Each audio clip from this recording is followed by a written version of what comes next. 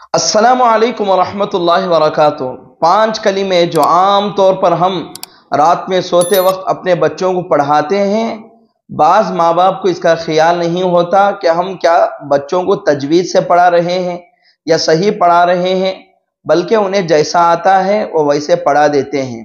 ان کلمات کو بھی تجوید سے پڑھنا ضروری ہے، اس لیے کہ بلا تجوید پڑھیں گے، الفاظ کو بدلیں گے تو ان کے معنی میں بھی تبدیلی پیدا ہوگی۔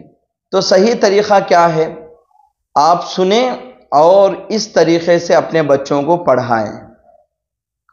کلمات ایمان، کلمہ طیبہ، لا الہ الا اللہ محمد رسول اللہ، کلمہ شہادت، اشہد ان لا الہ الا اللہ واشہد ان محمدا عبدہ ورسولہ،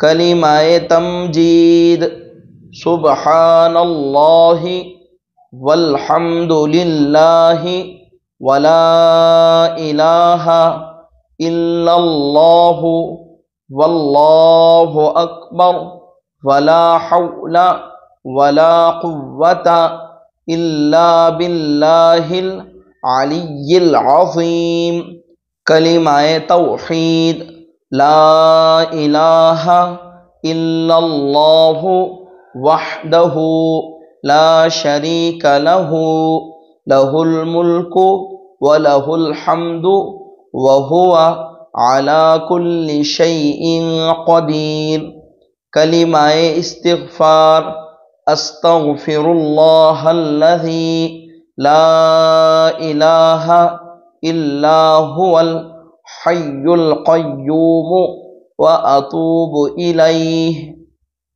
تو اپنے بچوں کو اس طریقے سے تجوید سے ان کلمات کو پڑھانے کا اہتمام کریں۔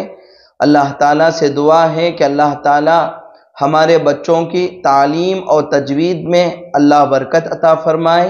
جزاک اللہ خیرا۔